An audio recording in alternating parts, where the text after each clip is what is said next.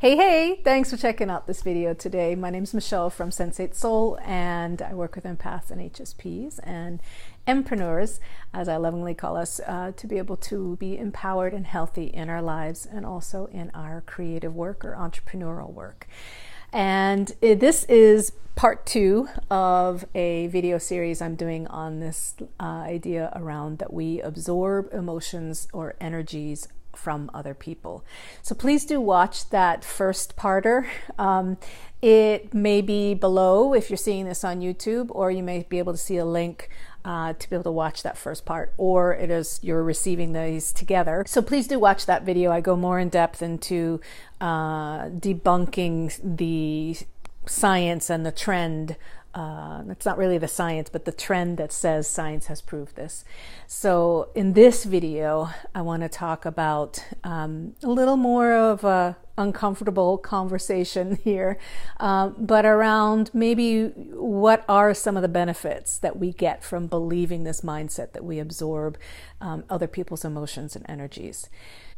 So before we get into this, let me first say that I know what it can feel like to believe that we take on the energy of other people. I spent years of my life in anxiety and in panic attacks, and have had experiences with depression and feeling completely isolated, overwhelmed.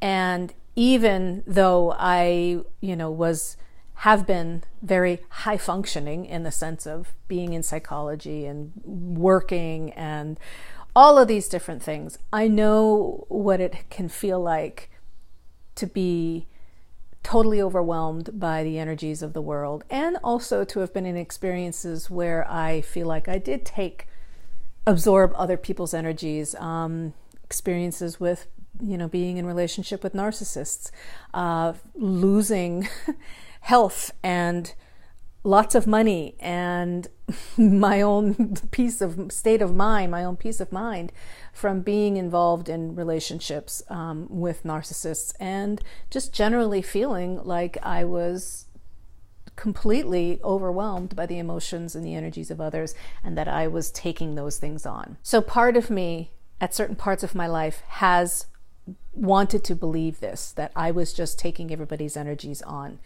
And what I have found over time is that I can't believe that anymore, because where it really puts me is in a place of continual, perpetual, constant vulnerability. And I do not want to be in that state, moving through my life and through my world with a feeling like I could constantly be under some sort of siege or attack of somebody else's emotions and energy.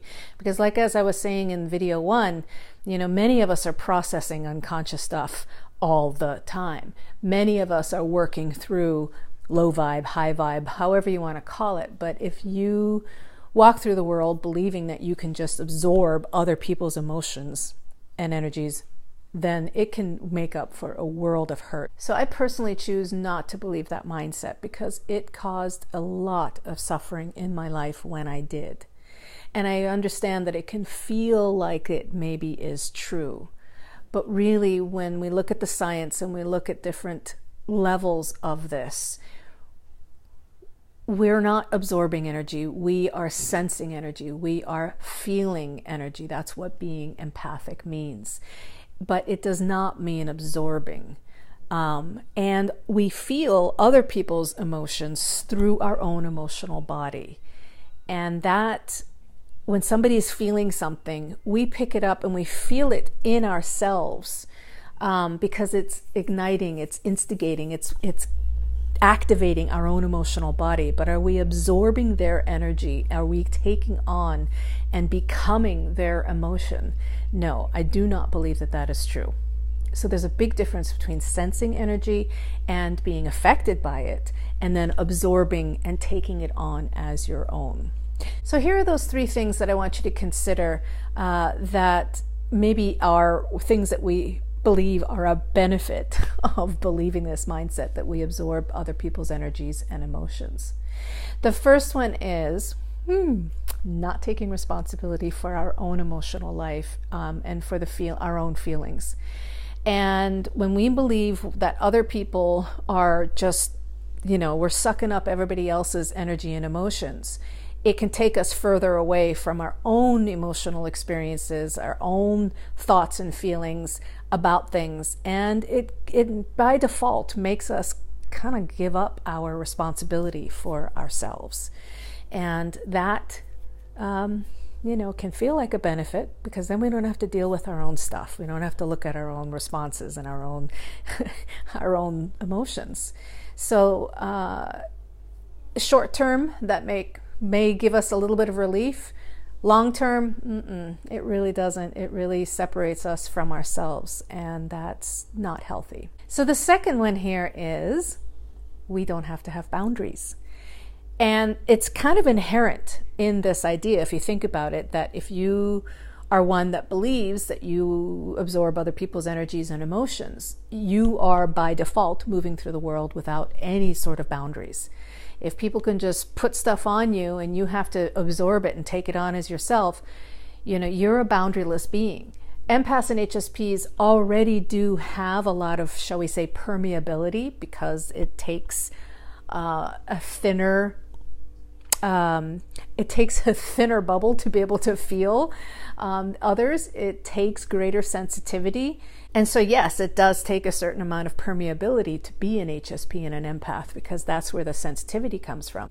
But if you're taking on the energies and emotions of everybody around you and you're walking through the world as a boundaryless being, that's going to cause a whole world of hurt, a lot of problems. So not believing in this can sometimes be because we don't want to learn how to have boundaries, or we don't want to have boundaries because we're scared that we're not going to be connected, or we're not going to be feeling, or we're not going to be bonded with others. But it's really through having a healthy boundary, knowing where we stop and another person begins, where we can meet them, on the edges and have exchange, not absorption.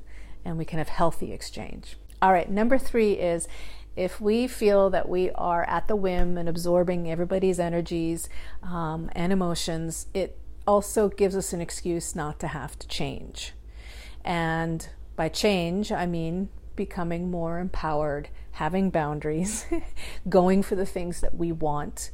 If we have this idea that we're constantly a victim of everything around us, then it puts us in a really defeated kind of place in our mindset, in our emotional bodies, in our psychologies, even in our connection of mind, body, spirit, because we feel then that we're powerless to change anything. Because if you think about it, if you're moving through the world with this belief, then it means that 99% of things that come into your life that happen to you, they happen to you because you are unable to discern, or you have no boundaries, or you're not stepping into a place of believing in yourself, or holding what you value, as really worthy and valuable and willing to take the risk to go for it. Because if you're having this belief that you're at the whim of the world, it's a really, really scary thing to step out into the world and create positive change in your life, in your health, in your relationships, in your work, in your finances, because inherent in this idea is that you are powerless.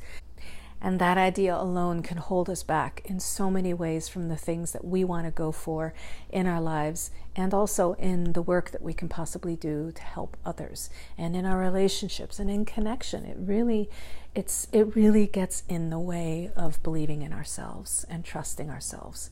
So those are 3 things that I find that are really debilitating when it comes to this mindset. And just a really quick recap here is if we believe that we are absorbing the emotions and energies of others all the time, whether we want to or not, we are then having challenges with taking responsibility for ourselves and our own emotional life, knowing our own emotions.